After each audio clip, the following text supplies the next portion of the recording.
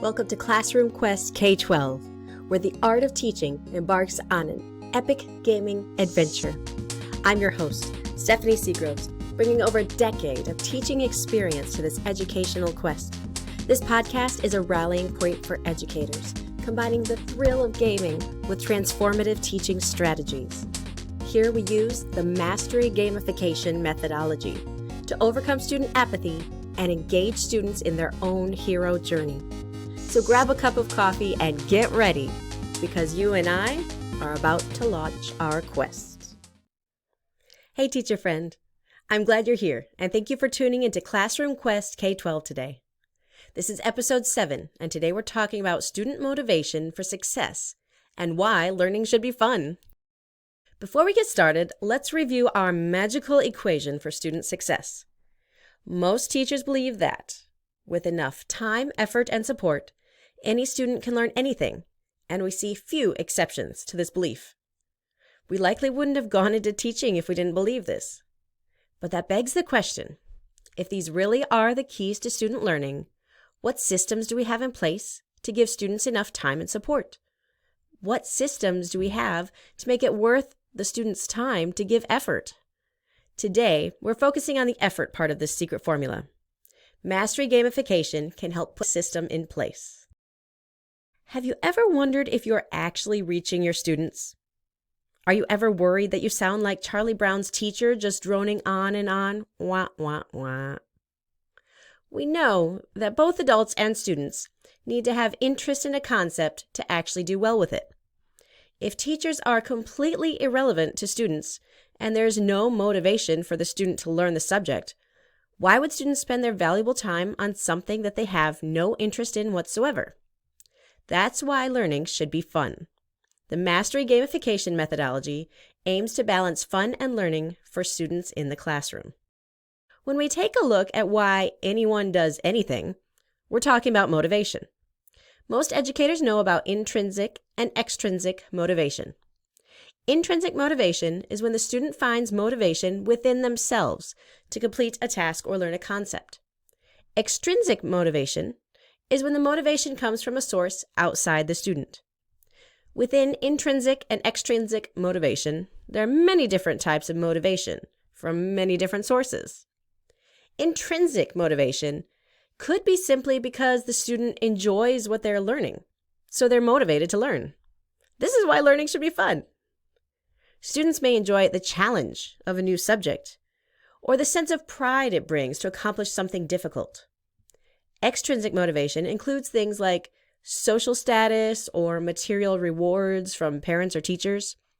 It can also be something like living up to the expectations that an important person in their life has for them, or even the very traditional extrinsic motivator of grades. Students who do well in school and adults who do well at their career will often use a combination of both intrinsic and extrinsic motivation sources. I know that most teachers are motivated to do the job we do by a deep sense of intrinsic motivation because we care about kids. Yet, you would be hard-pressed to find an educator who refuses their paycheck because their intrinsic motivation is sufficient to get them to stay at school 8 hours with children every day. Students are no different. They also often use a combination of intrinsic and extrinsic motivation to succeed in school. Again, this is why learning should be fun. I feel like it's important to remind ourselves that all people, adults and students, need a combination of intrinsic and extrinsic motivation to succeed at a particular task, because sometimes, as educators, we want all students to only be motivated by the purest form of intrinsic motivation simply for the sake of learning. Personally, I am very fond of the subject I teach. I teach Spanish. Who wouldn't be? And I would love for every student who comes through my door to become as passionate about speaking Spanish as I am. I want them all to work hard for that sense of pride that they will find when they carry on a full conversation in Spanish. However, that fantasy simply isn't realistic. We can sometimes have unrealistic expectations for the motivations that students need in order to succeed. Some teachers would prefer students to come in, sit down silently, take notes, worship at the feet of the genius educator, and receive complete internal fulfillment by the learning bestowed in the classroom. That's just not reality, and that's why learning should be fun. I would argue that the motivations that students need to learn have changed in the past 10 to 20 years, and there are many possible reasons for it. Perhaps it's that family values have changed and don't prioritize education as much. Maybe it's overuse of technology, shortening attention spans. It could be that degrees don't count for as much as they used to, so the payout from having a degree is less than it used to be. It could be many things, but honestly, the way it's happened is somewhat irrelevant. The fact is that students need different motivation and different engagement than they used to, which is why learning should be fun now. So, unless we want to turn into irrelevant robots with the voice of Charlie Brown's teacher, we need to find different ways to motivate and engage our students. Mastery Gamification aims to engage students by balancing fun and academic expectations in the classroom. I'll tell you why learning should be fun. If students look forward to a class being fun, they are more likely to give their full effort in that class. Mastery Gamification uses the rules of video games to help engage students, making learning fun, and to raise academic expectations. Let's take a look at it. One of the main elements that Mastery Gamification borrows from video games is the concept of making the student the hero of a story. Everybody loves stories. We love stories because they reflect reality and often give us hope for future changes or help us overcome the mundane aspects of our lives. In a video game, the player will receive, create, or customize an avatar, and that avatar becomes a representation of the player in a fictional world. The hero will hear the call of adventure or receive a special mission, and they will have obstacles put in their way that they have to overcome to complete that mission. Along the way, the player will meet new friends and allies, make some enemies, and ultimately complete their mission as long as they stick with it and complete the necessary tasks. In Mastery Gamification, students also customize their avatar in the classroom and enter into a fictional world created by the teacher, the guide. This story includes an ultimate goal of their mission that students will eventually accomplish. The story includes characters, friends, and enemies, as well as tasks that the students will complete. This world of a story where the students are the hero and the hero has to defeat a big boss at the end is so much more interesting than a student who sits in class, takes notes, and passes a test. Or maybe doesn't pass the test. Traditional classrooms are often boring. Sorry, I said it. And this is why learning should be fun. The element of the interactive story helps to draw the students into this interesting, new, fictional world where they get to be the hero. Another aspect of fun that Mastery Gamification takes from video games is immediate feedback and celebration of accomplishments. In video games, players get a task that they need to complete. They may get a tutorial or training on how to accomplish the task, so that would be your teaching, and then they will attempt the task. That's practice. The player will either fail or complete the task, and they will get immediate feedback either way. If the player does poorly on the task, they will fail the mission. This is immediate feedback, and the player can immediately see what they've done wrong. Then they will have the chance to try the task again after they respawn at the beginning of the task. If the player is successful, they will often receive some sort of visual representation of the accomplishment. Many games give players badges or stars or some sort of trophy to commemorate the accomplishment of the task. This is both immediate feedback and a celebration of accomplishment. Once the first task has been successfully completed, the player will be able to move on to the next one. In Mastery Gamification, students work their way through levels in the classroom that end with them defeating the boss that the teacher has created. If the student fails to beat the boss, which means they fail to pass the test at the minimum mastery level required, they will get another chance to respawn and try again. Once the student beats the boss for that level, they receive their badge and can move on to the next level. It's very motivating and another reason why learning should be fun. It's important that the students get quick feedback on what they did right and wrong so that they can focus on the areas that need to be improved. Another aspect of fun taken from video games is the concept of clans or parties. In a video game, individual players can join up and work together to compete against other groups. This both helps to build a sense of camaraderie and motivate through healthy competition.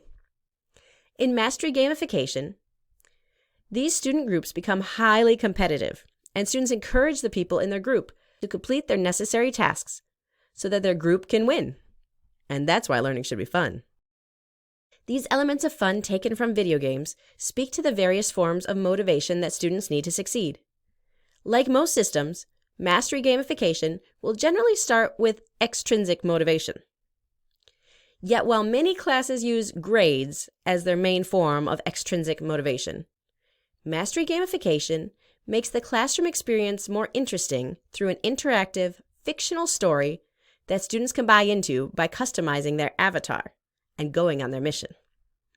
Students are also motivated by the visual representation of their accomplishment in the form of badges. They can get social status among their peers when their group ranks among the top groups in the class, and will sometimes even receive material rewards when I offer to buy the top 2 ranking groups pizza at the end of the semester. Once extrinsic motivation has inspired students to give effort in the classroom, we start to focus on the intrinsic motivation that students are developing. Once students have success in the subject, they start to believe that the material is within their grasp. They realize from the evidence that they do have the ability to do the difficult tasks required of them in this subject. Once they have a few successes under their belt, students need to prove to themselves that they can continue to succeed, and they use their past success as the evidence for this. So once they have some success, due to extrinsic motivation, then they'll start to develop their intrinsic motivation. While Mastery Gamification uses video game rules to make learning more fun and motivating, we also use video game rules to increase academic expectations. In most traditional classrooms, the level required to pass the class is 60%. Depending on your school's policy, maybe a little more, a little less, but 60% is pretty standard. In order to pass the class in a traditional classroom, the average of all the material that the teacher grades needs to be at or above 60%. This could include tests, quizzes, extra credit, homework, participation, and many other things. Before I Mastery Gamified my classroom, I had some students pass my class without understanding the basics of my subject, and I found that incredibly disheartening. My class had become a series of hoops that students learned to jump through instead of a place for actual learning.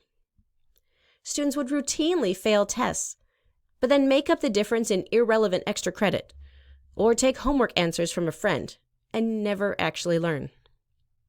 Mastery Gamification helped me raise the academic expectations for students in my classroom, and now they're only graded on how well they master the content, not on how high they jump through hoops. In video games, the hero cannot get to the final challenge without overcoming small challenges on the way.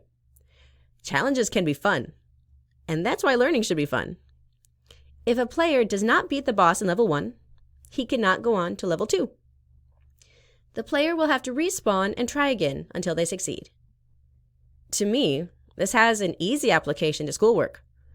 In Mastery Gamification, students must meet the minimum mastery level on level 1 before they can go on to level 2. In a previous episode, I discussed how I recommend 75% to be the minimum mastery level, because that's achievable for most students, but it's also a challenge for some. There are a few reasons why this going on to the next level once you've reached the mastery level is so effective? First of all, the teacher knows that the students understand the basics necessary before they move on to more advanced levels. If they're passing the test at 75%, you know they've grasped the basics.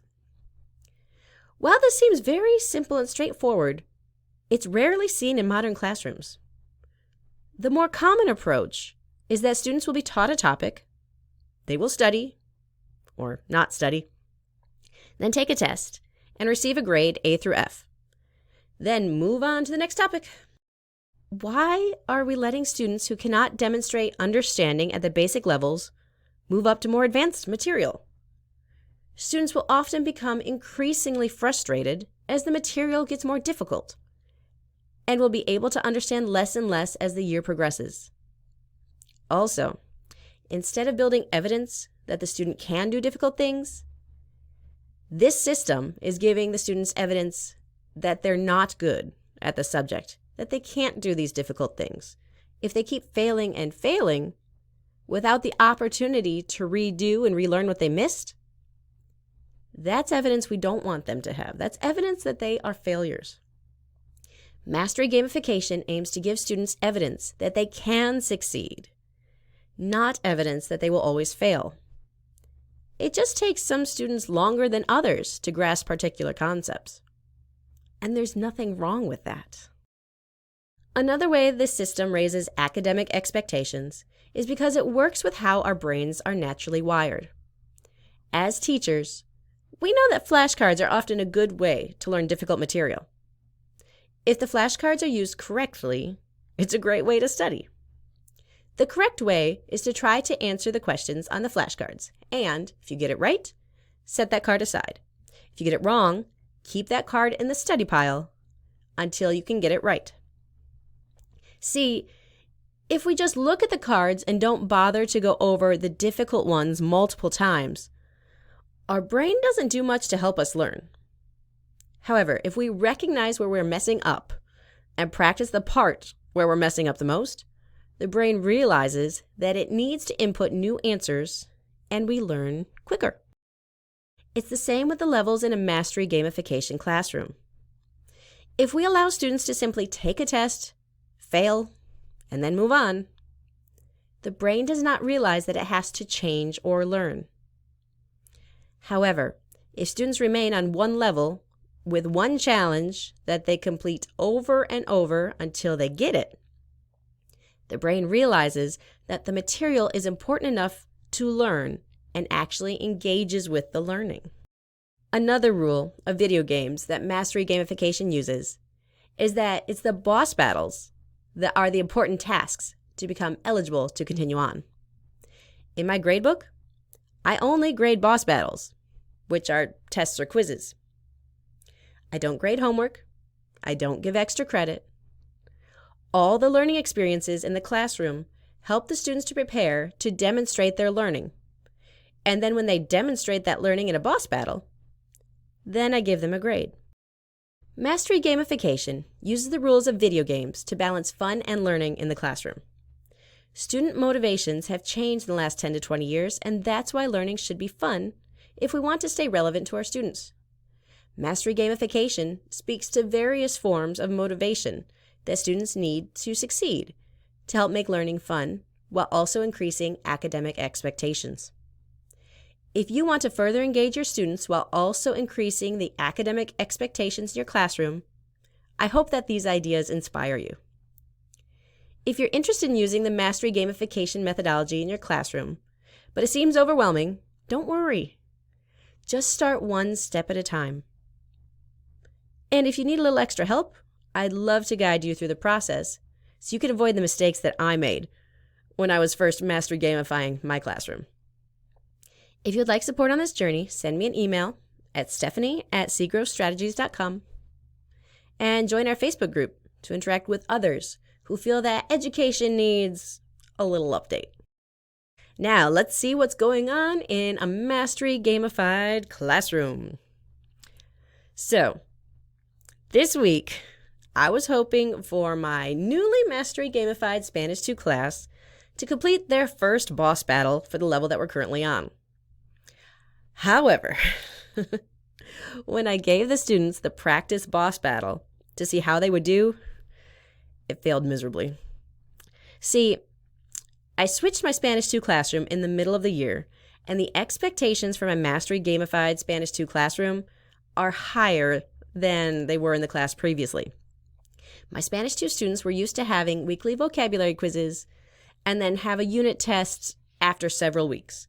They were also used to having homework at least 3 times a week.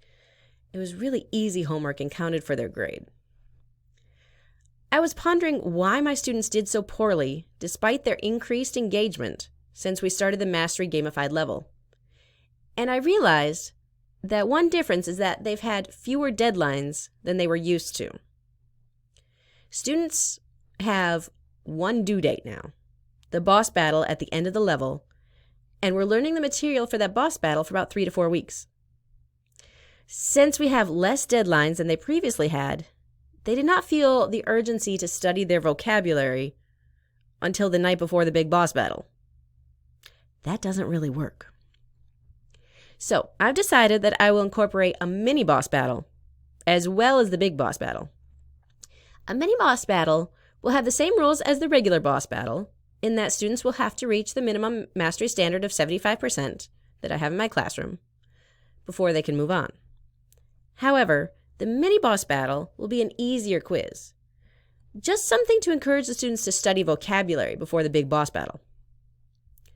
While the big boss battle has students reading and translating Spanish paragraphs, the mini boss battle might be matching or fill in the blank. I think this shift to include some mini boss battles will help my students see the importance of studying their vocabulary early and regularly, and not wait until the last moment to cram. Now, teachers, it's time to heed the call of the quest. Get ready and gear up. Your Master Teacher Quest is here, only for those bold enough and brave enough to try. Your Master Teacher Quest for this week is to take a look at the balance of fun and academic expectations in your classroom to see if your balance needs some improvement. Have you become like Charlie Brown's teacher with no ability to connect to your students, and students can barely stay awake while you're talking in your class? Or maybe your classroom is so much fun that students struggle to achieve the academic standards required for the course. Take a look at your classroom, find your balance, and see what you can do to both make your classroom more fun and have higher academic standards. And if you're feeling overwhelmed, just keep in mind, I'm here to help you out. Just reach out. And there you have it. Now that you know the importance of both fun and high academic standards in the classroom and their impact on student motivation, I hope you can use this information to start thinking in the context of mastery gamification and how to use it to provide the time, motivation, and support your students need to succeed. Until next time, remember, empowered teachers empower students, and empowered students learn. I hope you enjoyed this episode of Classroom Quest K-12. And I hope it inspires you to level up the learning in your classroom. If you like what you heard, please subscribe and leave me a rating and review wherever you listen. It really helps me out. And if you want to schedule a meeting with me to see how we can customize the Mastery Gamification Methodology to your grade and curriculum, find me at my Facebook, Instagram, or my website at seagrowstrategies.com. I'd love to help you level up your classroom and help you turn your students into classroom heroes. Thanks again for listening. I'll see you next time.